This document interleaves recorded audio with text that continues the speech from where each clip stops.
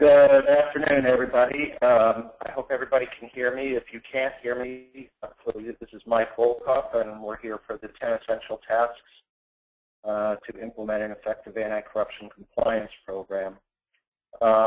If you can't hear me, please let me know. I've had technical difficulties before, but I want to make sure that everybody can hear and see. If there's any problem, please let me know. Well, thank you for coming.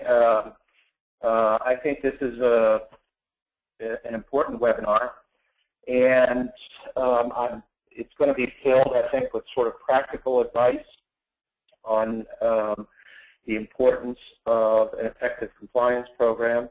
I like to tell people that this is not rocket science, that the government is pretty clear about what it expects people to do. Of course, there is the one time that I told the general counsel of a company that this was not rocket science, and right after that he looked at me and said, before I was an attorney, I was a rocket scientist. So I then proceeded to say, let me take my foot out of my mouth and go forward and talk about compliance. Anyway, there are 10 essential tasks. My feeling is that if you complete these 10 tasks, if you have something that does what these 10 tasks talk about, you're going to be fine in terms of an effective compliance program. What is interesting from the standpoint of the Sentencing Commission data, you can see that there are very few companies ever that have been sentenced that have been deemed to have an effective compliance program, which is interesting. But I think given the importance of that, you're going to see more and more people probably earning that status as time goes on. So what is the importance of an effective, and the key word here is effective. What is the importance of this? Well, obviously, under the sentencing guidelines, it gives you a 3-point reduction in your base offense level for your calculation of the sentencing of your fine range under the calculations. So you get a 3-point reduction. There are two sort of bars to that. One, if you unreasonably delayed reporting the offense to the government or cooperating, or two, if there was a high-level person of the organization that either participated in, condoned, or was willfully ignorant of the offense. So if your CEO is involved, obviously you're not going to get it. However, there were recent modifications that were made to this, which the high-level person bar may not apply if you have the certain basic requirements of a compliance program that the Sentencing Commission wanted to see, and they looked for those. That is that the Chief Compliance Officer has direct reporting authority, the Compliance and Ethics Program detected the offense, the organization reported it, and there was no person from the Compliance Office who participated in the offense itself. Under this test, Siemens, for example, the famous case in the FCPA area, Siemens' Chief Compliance Officer was actually involved in the bribery scheme, and therefore they would not have gotten the benefit of this. Most importantly, though, the DOJ and SEC guidance that came out last November said it in as clear terms as they could tell you. I mean, the one thing about the guidance, there's been criticism of it, but I have to tell you, it's an unprecedented statement by prosecutorial agencies. And number two, they did everything that they could do to tell you what they're going to do in certain situations. And the bottom quote is just the most effective one. They went as close as they could to the line of saying, basically, if you have a robust, effective compliance program, and even if you have violations that occur despite your effective compliance program, there are cases in which we will decline to prosecute. I mean, what a statement. It's basically better, or almost up to the line of a compliance defense, which I've always thought is unworkable. And frankly, this is a much better statement to sort of hang your hat on in the case that you have to go to the Justice Department in this type of situation. So this is something that is important. This is something that if there's ever a time to argue or to make requests for resources for your compliance operations, this is the justification for it with regard to anti-bribery. This is the reason to spend more money, and it's the reason that I think close to 50 to 60% of all companies in the last year did spend more on compliance. And if you look around, you can see that more and more companies are hiring compliance professionals as well. So that I think would be. So I will. One housekeeping matter, and I forgot to raise it. I will give you copies of the slides. Just send me an email afterwards, and I'd be happy to send these to you, so you don't have to write everything down. I can always provide these to you, and happy to do so. So then, under the U.S. sentencing guidelines, there are the minimum required program elements of an effective compliance program, and those I tried to boil down in as simple language as I could, because it's it's kind of wordy and there's reasonable this, reasonable that. But basically, you need to have standards and procedures. The board has to know about the program, obviously, and exercise reasonable oversight. I think boards need to get more involved than they do right now. I don't think quarterly reports and sort of summary type reports are appropriate. I think the board committee should be much more involved, and I've argued for that for a long time. There should be a high-level person who should be a chief compliance officer with responsibility for the program. It should be a compliance and ethics, and we'll talk about that as step one. Number four, and the Justice Department is keyed to these terms. There has to be adequate resources to do the job, appropriate authority to do the job, and direct access to the board or a committee thereof to do the job for your chief compliance officer. Training, and then in addition to training is communication or dissemination of information and how you make people aware of compliance and ethics. You have to monitor and audit the program and evaluate it periodically. I would argue no less than every 3 years. Hopefully every 2 years you do an evaluation in addition to your sort of continuous monitoring type things to monitor the program. You have to publicize a reporting system, meaning people can call in anonymously or use email for potential violations, and there also has to be a very clear policy of non-retaliation. The other thing that there needs to be is positive incentives to comply.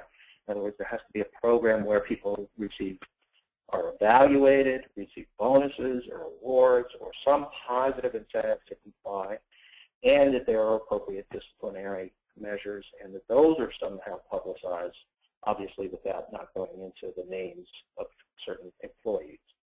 Finally, there has to be periodic risk assessments and modifications if warranted to the program as you're going along. Okay. That is again from the sentencing guidelines. So, and you need to always be key to this. Now we're going to go through the 10 steps and the 10 tasks. It's not in order, but these are 10 things. If you do these 10 things, I hate to say this is the recipe or whatever, but these are the 10 things that will make sure that you have an effective program. People can do more, obviously, and that's how creativity and new techniques come up and new best practices come up. But these are the things that you basically have to do in order to make the argument that you have an effective program. To the extent there are some situations where it doesn't apply, or you're too small of an operation and it doesn't make sense, obviously you don't have to follow this recipe, but you should adjust it as you need and make sure you document the reasons for why you did it. Okay? So step one is to implement a compliance and ethics program, and I have said ethics. The reason I've added ethics is because it demonstrates that you are not looking just to meet the minimum requirement of compliance with the law or compliance with the policy, but you are trying to create a culture of ethics. This is important to do. So it requires a commitment of your corporate leadership.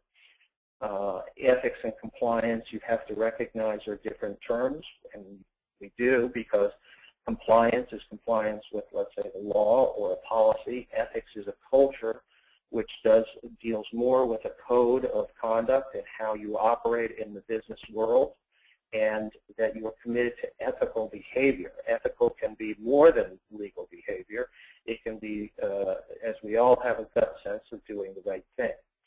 We also reinforce the culture to the middle managers and the employees. As I like to say, you create buzz at the bottom. You create a sort of culture. You embed your compliance. And one of the things that I urge people to that and think creatively is, assuming you have the resources, is how do you embed compliance and ethics into your business operations? In other words, don't just have a separate office that just sits there. For example, in the healthcare industry, I know that there are compliance people who are sort of embedded out in the organization. Some global companies do that as well, and I think it's a welcome thing to make sure that let's say the head of your Asia operation sitting next to that person or near them in the same building is somebody from the compliance office who's responsible for compliance and ethics in that region, for example, and embed them and have them sort of integrated as much as you can into the business operations as business items are addressed. For example, I have urged people to bring compliance in when there's a new sort of product development or business development projects. Make them part of the team so that they can sort of work at the ground level to say, okay, if we want to make sure we comply, let's make sure we do this in terms of as we're building this new business. It takes away for a lot of headache, and then they're viewed more, the compliance people are viewed more as a problem solver in that process, and there becomes more, I think, of a loyalty and alliances and allegiance to each other as a problem solver as opposed to a person who just says no to certain things. Step 2, or task number 2, is to assess your existing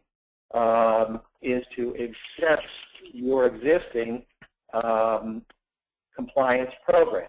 So when you assess your existing compliance program, there are a lot of things that you need to do with regard. There are 3 simple questions that the Justice Department gave you.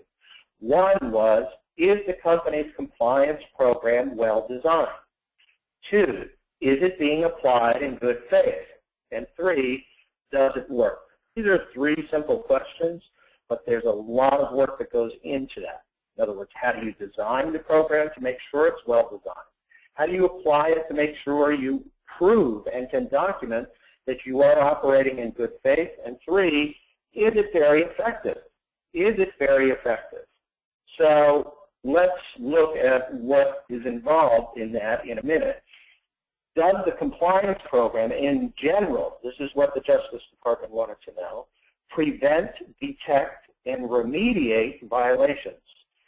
Now listen, a lot of people, I think, focus on prevent and detect, but once you detect, what goes with detection is to remediate. You're always thinking about remediating. Does the compliance program reflect your company's unique risks? And we'll talk about that, because that is an absolute critical task, and I don't think that people are paying enough attention to this task. Compliance programs obviously are going to look different depending on the size and the unique situation. If you're a small company, mid-sized company, the industry that you're involved in, etc. Finally, the Justice Department and the FCC made it very clear. They said, we don't expect perfection, but we do expect good faith implementation. And that is something that I think should give people some sort of comfort in this sort of high-stress world of FCPA compliance. Task 3, and really one of the most important points that permeated every part of the guidance and permeates, I think, every aspect of compliance in this area is you need to conduct a real risk assessment. I've seen too many programs now which are on paper and on paper with some follow-up, with some sort of implementation, but do not reflect an overall anti-corruption risk assessment and the design, the tailoring that occurs after that.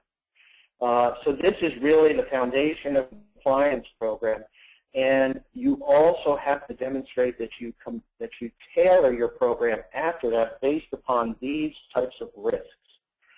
Inevitably, a risk assessment, and what I've seen across the board in all the companies that I've worked with, all the compliance programs that I've seen, is that government interactions will become a greater focus. There's too little focus on government interactions. It's identified, but there's too little focus in terms of resources, efforts, who is interacting, our salespeople are interacting, how are we getting to those salespeople, how are we monitoring what they do in their interactions, and how do we get to that? Inevitably, this is the #1 area that people are not focusing on. Third parties, obviously, for many reasons, are going to require more attention as well. Not only your sales staff, not only the people who are interacting with the government on your behalf who are your employees, but also your third parties will require more attention. Finally, your gift policies and meals and entertainment and charitable contributions and et cetera, you're going to pay less attention to those because we already are paying too much attention to those, because the Justice Department is not going to prosecute you for giving a pen, for giving a series of hats, for giving a brochure, for giving a whatever. They're not going to prosecute you. They don't care. They only care in the context, they piggyback it on other violations which occur in the government interactions or the third-party area. Please, this has just been a constant refrain. Don't worry about gift policies.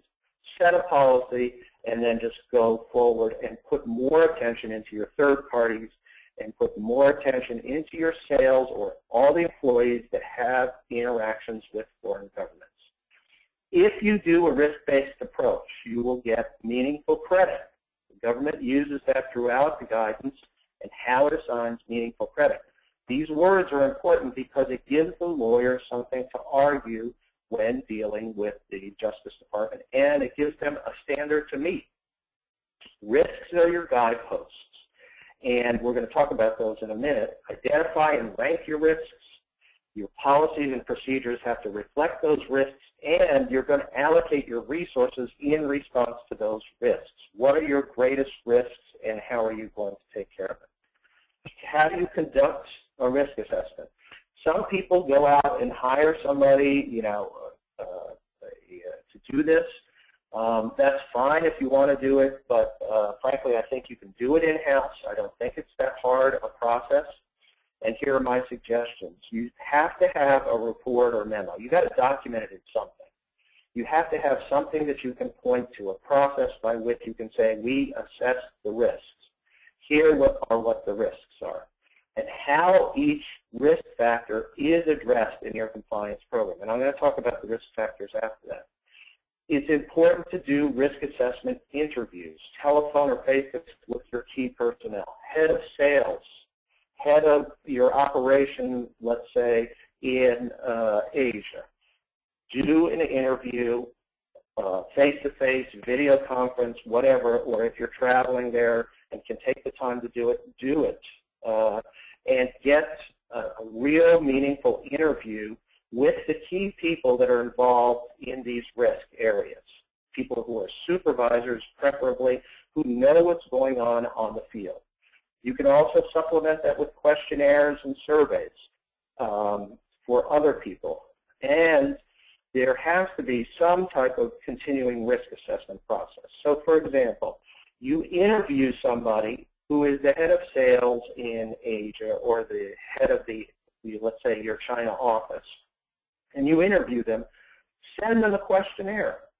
a survey 6 months down the road and ask them to update it. Or do another interview if you can.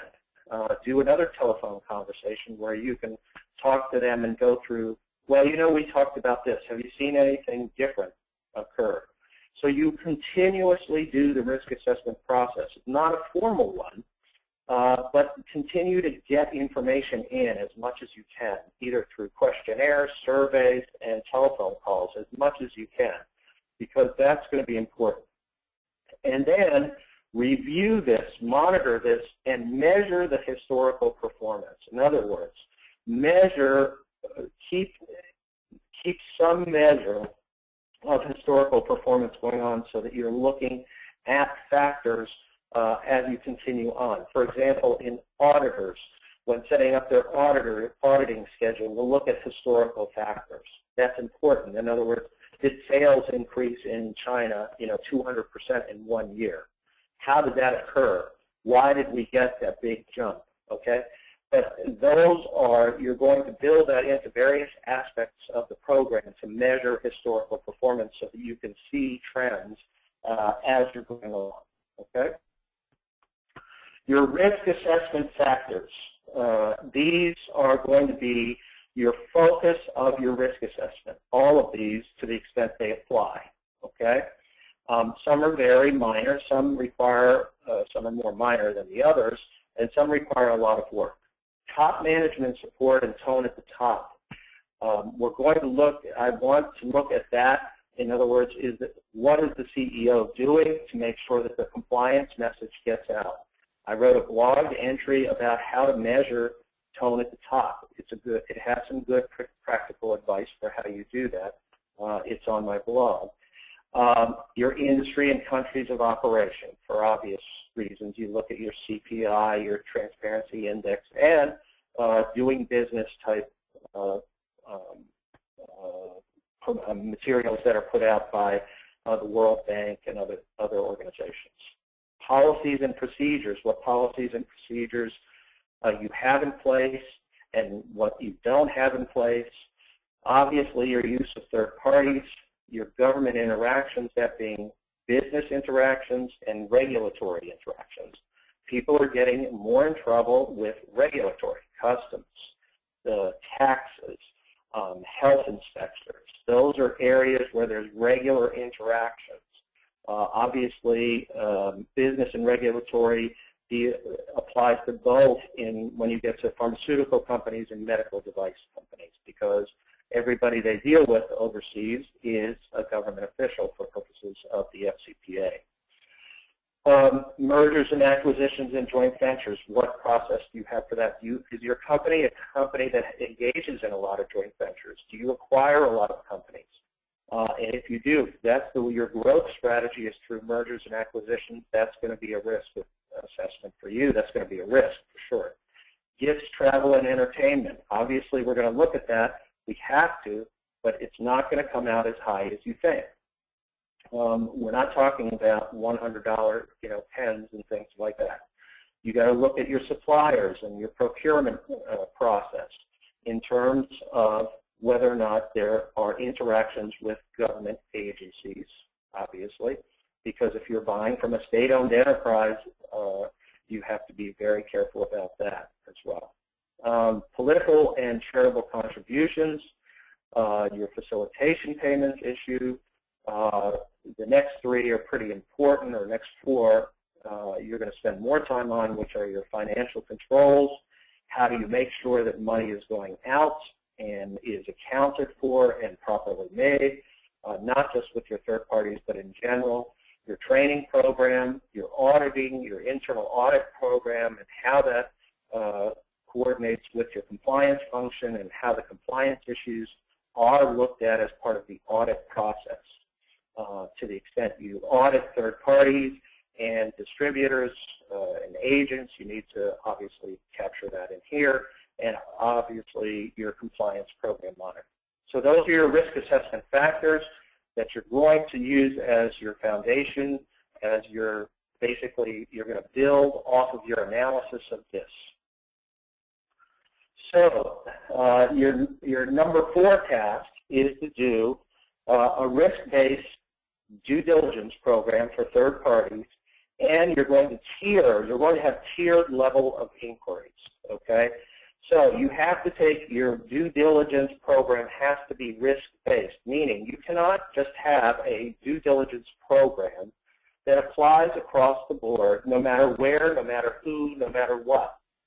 It has to be tailored based upon your risk assessment. Let's say, for example, you use agents, you have 100 agents in New Zealand, and then you have 100 agents in Angola. The way that you look at those 100 agents in Australia is going to be vastly different from the way that you look at the agents in Angola. And your program has to be designed for that. In other words, your program has to be ready for that. You can't just have a vanilla program that just says, this is what we're going to do in all cases. So you have to take into account those factors. So you have to take into what industry are you dealing with. Let's say in Australia, you deal with sheep herders. And let's say in Angola, you deal with the state-owned oil company. All right? The industry sector is going to be important. The country in which these factors must be taken into account. The size and nature of the transactions that you're engaged, with in the government or selling products to hospitals. How much are we talking about? In Australia, you sell, $10. In Angola, you sell $1 million. Then that's got to be taken into account. Your business partners, who they are, meaning your third parties, your whoever you joint venture partners, whatever, and their relationships with foreign officials. They may be a state-owned enterprise itself in terms of a joint venture, but also who are you dealing with as business partners, and what are they doing in terms of what are their relationships with foreign officials? Are they former foreign officials? Are they the son of a former official? Ever. You need to deal with all of these issues.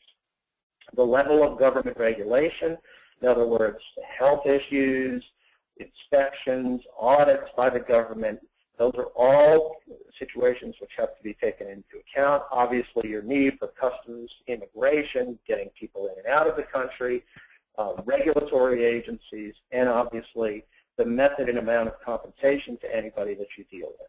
Now, you need to have tiered levels. When I say tiered levels, I mean a basic due diligence inquiry, an enhanced due diligence inquiry, and a focused one.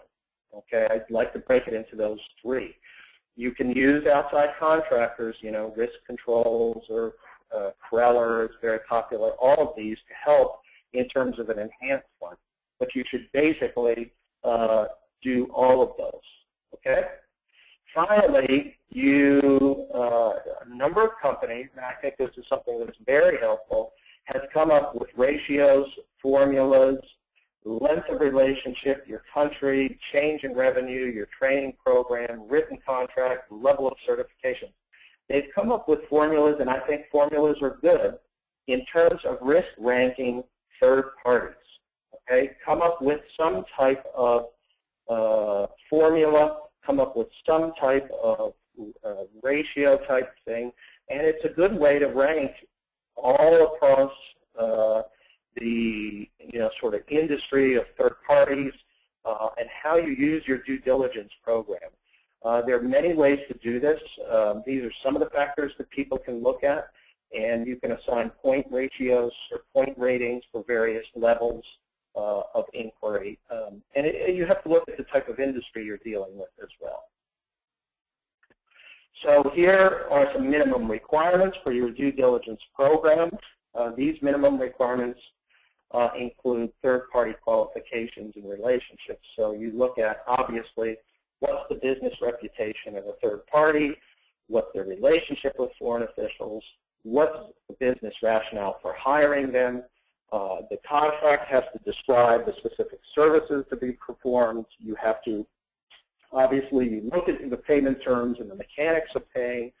Is this a fair, reasonable amount of money? Are we paying this guy $3 million to basically do nothing except introduce us once a year to the president of the country? Internal procedures have to be included in the contract, and I like to put them in the contract to make sure that basically in the contract you say, I'm not going to pay you unless your invoice includes these certain issues and minimum information requirements. You obviously document, you're informing the third party of your commitment to compliance, and you get compliance commitments from the third parties in some way. Monitoring your third parties is sort of the new area that people are looking at, because a lot of people are developing due diligence programs. A lot of people are then, including, written materials at the time of signing and have audit rights in there. The question then is, what do you do, and how do you develop your monitoring protocol depending on the level of risk? And that is, there are ways to sort of divide. One way I do it is to divide people into distributors into low, medium, and high. I use a formula in some cases. And then I'll take a look at the tools. The tools that I see for, at least these are pretty basic, but you can develop new ones if you want, is one, in a high-risk area, I may update the due diligence. Let's say I have a 3-year contract. I may update the due diligence every year. The other thing is you can always do a compliance and financial audit. You can audit the program, audit the third party for compliance. Are they getting certifications? Are they complying with your program? Are they attending training, online training? Are they doing things that you expected of them pursuant to your agreement? And obviously you can do a financial audit to look at what is going on with the money there. More people are doing audits now.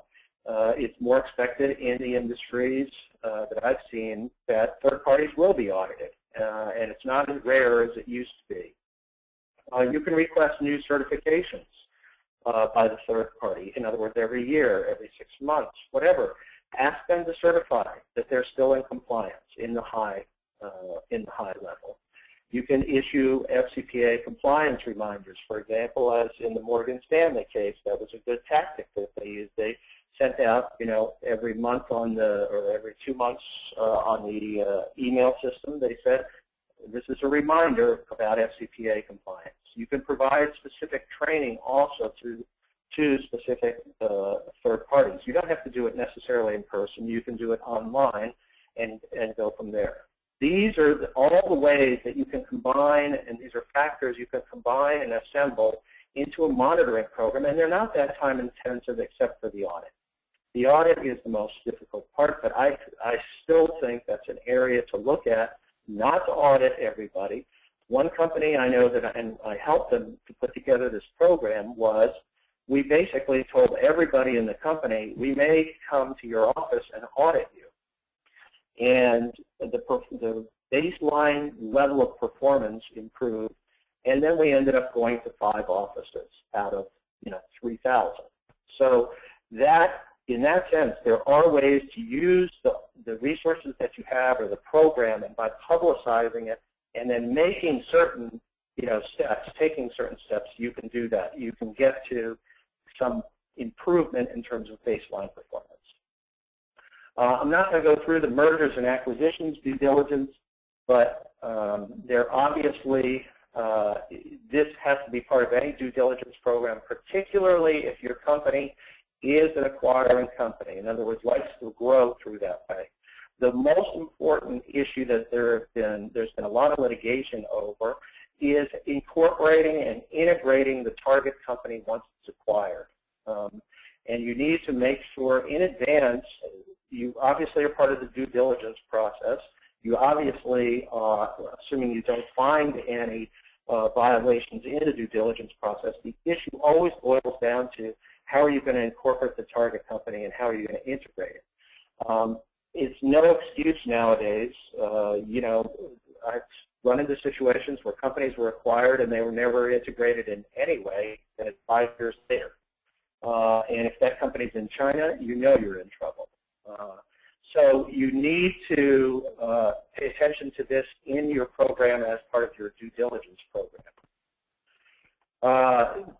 I had to make a reference to an old TV show, Danger, Danger, Danger. This is from Lost in Space, but paper compliance programs. This is my biggest pet peeve is if I see an issue or I see that everything is documented perfectly, this looks beautiful, and then when you pull the curtain back, there is nothing. And the problem has been is that DOJ and the SEC, when they get into looking at people's compliance programs in the context of a violation, they have seen and are frustrated by the fact that they're seeing paper compliance programs without any resources behind it. This is one sure way to not only make sure that you're not going to get credit for an effective anti-corruption program, they will go even harder on you and want a tougher settlement. They view it as that you've been disingenuous. They view it as you've been lying to them in a way. And so you really want to try to avoid this situation. I can't emphasize that enough. Task number 5 is your Code of Conduct and Compliance Program. Task number 5 is pretty straightforward. It means that your Code of Conduct must be kept up to date. As you add new policies, as you adopt new policies, whatever, as changes are made in your compliance program, you have to keep it up to date. They go right to the Code of Conduct first. They want to see a compliance program and an anti-corruption program mentioned in your Code of Conduct. It doesn't have to be laid out all in there. You can have a separate document with, and I would urge you to have a standalone anti-corruption program which is cross-referenced in the Code of Conduct. I also urge every company to make it, put it on your website and make sure it's available. If you're a privately owned company and you're not subject to the FCC requirements because you're privately owned, you're not an issuer, etc., put it on your website. You make it available, and this is a pet peeve of theirs. I was surprised how much time they took talking about this, but to be an effective program, you have to make sure that all your materials are translated into foreign languages of all the countries that you operate, and that it is accessible to everybody.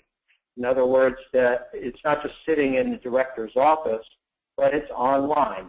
Most companies obviously have an intranet service, and within the intranet, they make it available online. And the policies and your procedures have to address some basic issues.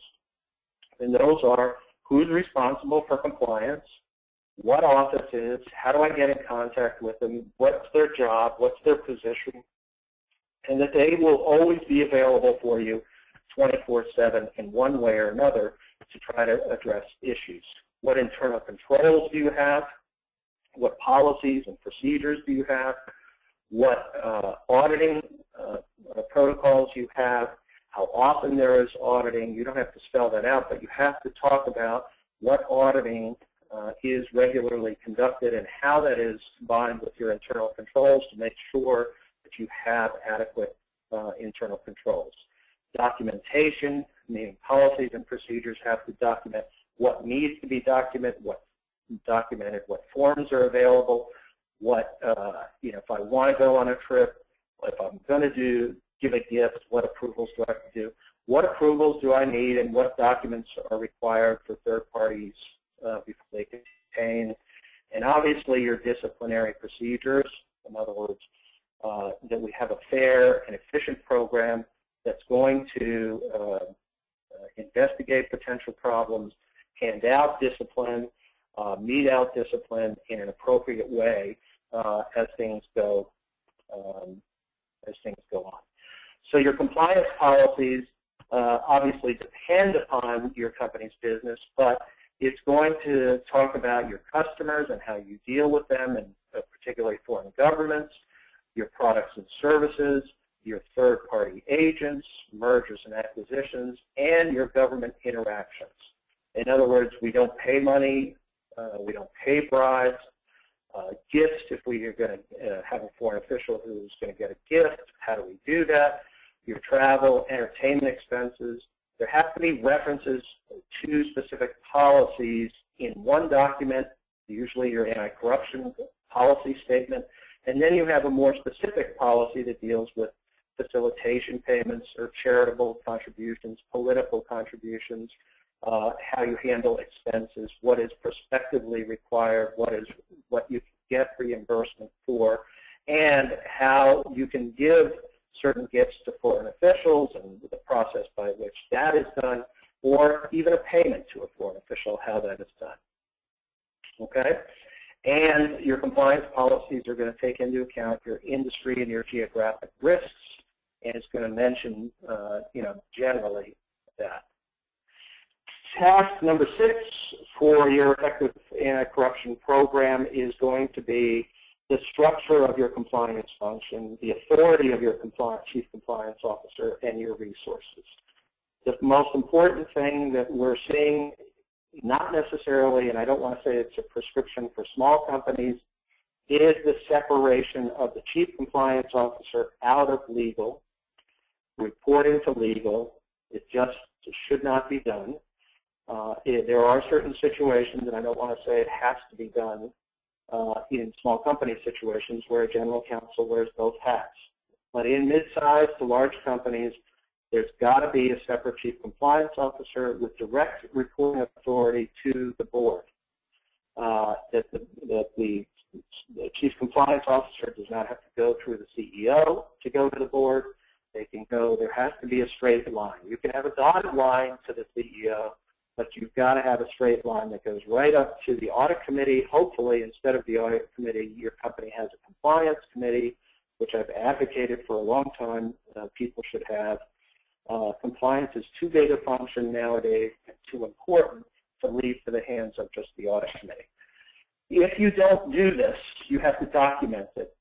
In other words, you say, here's why we're not doing this, and here's the reason we chose to do it this other way. It is a prescription from the sentencing guidelines, and you have to do this, except they also recognize that it can be in a small company as well, that you have some flexibility with regard to the structural setup. Okay? Now, your chief compliance officer has to have authority. The best way, appropriate authority, and the best way to do that is to make sure that they're sitting in the C-level suites. If they're not, if they're still in a backwater type office, that's not going to be viewed as appropriate authority.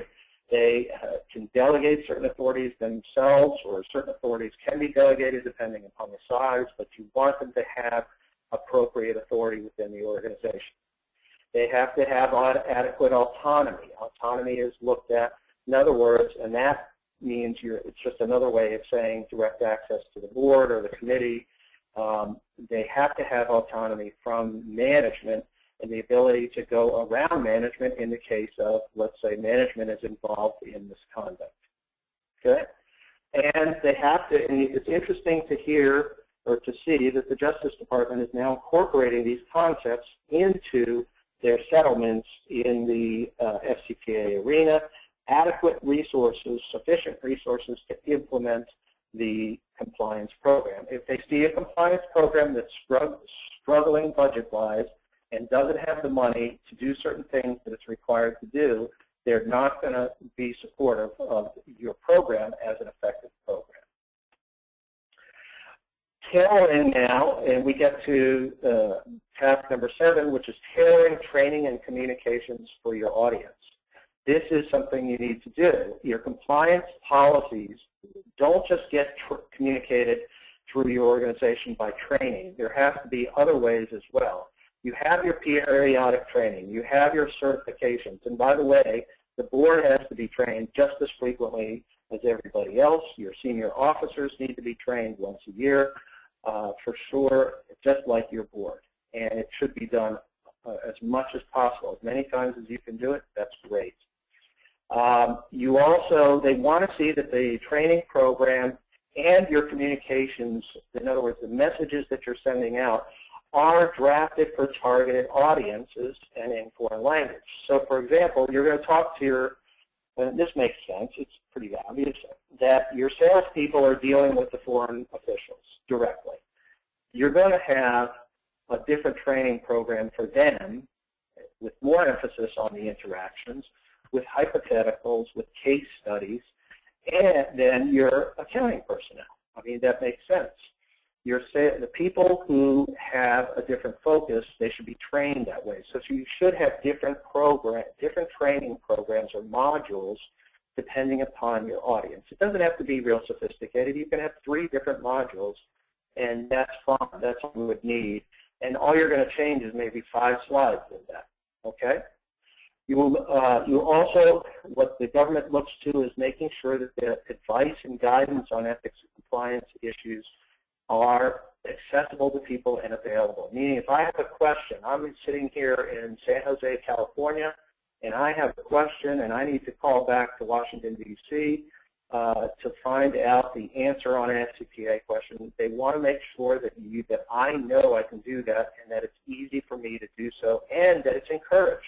Please call us with questions. We want to hear from you. We will help you to solve the issue. And it may be that it's not an issue. But nonetheless, even if it is an issue, we're going to work with you to try to come up with a program, a way to fix it. Your training obviously should cover your policies and procedures. You have to reference your policies and your procedures and make sure you're providing practical advice with case studies, real-life hypotheticals and case studies that have applicability to the specific industry or specific risks that you're looking at. Incentives and discipline is our task 8. And when we get into this area, there are a couple of things that are important. One is the program in terms of incentives and discipline has to be viewed as fair and equal. There's no better way to make sure that you're going to undermine your entire program than if the company, rank and file, see that people who are situated equally are treated differently because of some reason or another, having to do with how high up they are in the organization, or whether or not they, were treated in a discriminatory fashion. Somebody, because of their race, gets a worse result than somebody who committed the same violation as a different race. So that's one way you can definitely, and it's good to make this a selling point. In other words, to turn it into, there's so many things here that I'm talking about that you can make into a show. In other words, a selling point to the government to say, look what we did. We did exactly this, and here's how we even took it to the next level. So you have to have clear disciplinary procedures, and you have to make sure that the justice in that sense is meted out reliably and proportionate and commensurate with the violation. It is important, I think, to publicize disciplinary actions internally when you can do so under local law, and you obviously are going to not include names of people. You're not going to include anything like that, and you're not going to embarrass people. If it's only one person who it could be, you're not going to publicize it. In that sense, you don't want to do that. But to the extent you can publicize the work that you're doing, obviously, that's what the Justice Department does. And they deter people from engaging in violations. And to some extent, it has worked. The same can be done internally within your company. To the extent you find these kinds of concerns and compliance with your code is a big issue. Finally, you have to have your positive incentives for compliance, and we talked about that. Making compliance and ethical behavior part of the personnel evaluation, promoting, making it a factor in a promotion, rewards, bonuses, which you can publicize. In other words, this is certainly something to publicize. Somebody got an award for great ethical conduct or navigating the ethical issues in a business deal that was very important to us. Okay, those are important things. A compliance metric should be part of everybody's management measurements. Okay, and publicize these and make sure that people know about what are the sort of good behaviors that you want to see. 9 is there has to be, and I think people need to take a quick look back. Some people have internal investigation protocols, but I think they need to be updated. But you want to have a confidential mechanism for reporting your suspected violation without fear of retaliation. You want to make sure that's there. So you have anonymous hotlines.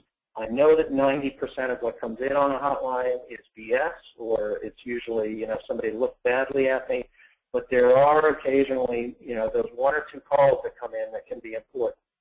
Some companies now, and I've urged companies with the resources to do, is to set up an ombudsman office where they are completely independent. They monitor the complaints. People can walk in. They can investigate the complaints. They can do that. If you want to talk about a great way to stop or deter or to provide incentives for whistleblowers not to go to the government, not to go to the SEC and try to get money, an ombudsman program is very, very valuable in doing that, because people will be more apt to walk to somebody's office in the company than they are to go and talk to the big bad government unless they think they're going to get a ton of money. It's important also in terms of to monitor and keep records and measure how your reporting is coming in, your complaints, what types of complaints. Are these interpersonal conflicts? Are these fraud type complaints? Those should be kept and should be measured on a regular basis. If you're not getting enough reporting, you've got to do steps to make sure you're getting more. It doesn't mean that the company's in great shape when you get 22 complaints a month. That doesn't mean that. It may mean that your program is not out there enough and that people don't feel confident in it enough. And there's again, an internal marketing function that needs to be done with regard to this. And you will investigate appropriate complaints, and you'll document the responses, again, with discipline, remediation, and you'll apply your lessons learned to update your compliance program. So confidential reporting and investigating is absolutely an important area. Task 10, which is really a big, and this is the last one, but it's really a big area because auditing, surveying, and improving your program is almost as important as your risk assessment in terms of 10 being one of the more important factors or tasks that you need to do. And the difference between a real and a paper program a lot of times boils down to doing just this, making a proactive effort to learn as much about and monitor as much as you can about your program, and then engaging in some improvement process, a continuous type of improvement process. So when I look at this, there are some things that I would like to see to sort of convert your program from a paper program to a real program. I want to have a process under which I can uncover the weaknesses or even hear about the things that we're doing well, and then applying that information to improve the program itself. So one of the programs I like to work with companies on are targeted audits. In other words, identify high risk. It doesn't have to be an office. It doesn't have to be a location, but even an aspect of the business, and take a look at it. Just dig down deeper into it and see what you come up with. Not just financial audits. I like to also sort of go to a place and say to the people, starting with, let's say, a manager of a particular product line, or let's say a manager of an office, and say, listen, tell me how you do compliance. Start at the top. How do you encourage compliance in this office or in this brand or in this product? How do you get your people to comply? And talk about and then dig down deeper. And so there's all the aspects of compliance are being looked at, not just your financial audit of that office, but how everything is being done. I like to use employee surveys in certain regions or divisions. I'd like to, with the online capabilities these days, you can get better participation from people in terms of what they're seeing, what they want to see changed, being honest and seeking, input from people. I also will use transaction testing, sort of risk-ranked areas. I take risk ranks. We rank all the risks in particular places, and then dig in and grab a whole bunch of transactions and take a look at them. And a lot of times in some people's systems, you have to be in the particular office to actually get the documentation that backs up a particular transaction, so you actually dig through the paperwork as well. I would also, I also like to issue spot check. In other words, for example, a lot of distributors in companies do not have written contracts. More and more people are doing that more. You know, they used to treat distributors as customers and just sort of, you know, give them a purchase order. That doesn't work like that anymore. You have to get people on written contracts with FCPA provisions and compliance provisions. So I will spot check. Let's look at you know, the written contracts for the 5 distributors in India. How many of them have written contracts? How many of them, and if they do they have the appropriate provisions? And you know, you'll see a range of variations there. Some people are, you know, distributors for 30 years, and they started with the company when the company started, and nobody ever, you know, wrote about the FCPA then. Those are issues that it's very helpful to do that and to use that information then as a means to improve your system and improve your audit capabilities as well. Well, I think we're at the end here. Thank you very much. Please, again, I will send you copies of the slides, and I'm happy to do that. And yet again, just a promotional plug for the Volkov Law Group. We do a lot of this work, particularly in the compliance area and in the designing programs and coming up with monitoring and auditing, sort of bringing your program up to the next level. Please follow my blog. There's a lot of good information, I think, on there that can help you in the compliance area. And again, send me an email, and I'd be happy to send you the slides. And I also will be posting a recording of this, and I'll send out a link for that so that if there are other people you know who, let's say, your company, who want to look at it or listen to it, that's fine as well. Okay? Thank you again, and appreciate your attendance.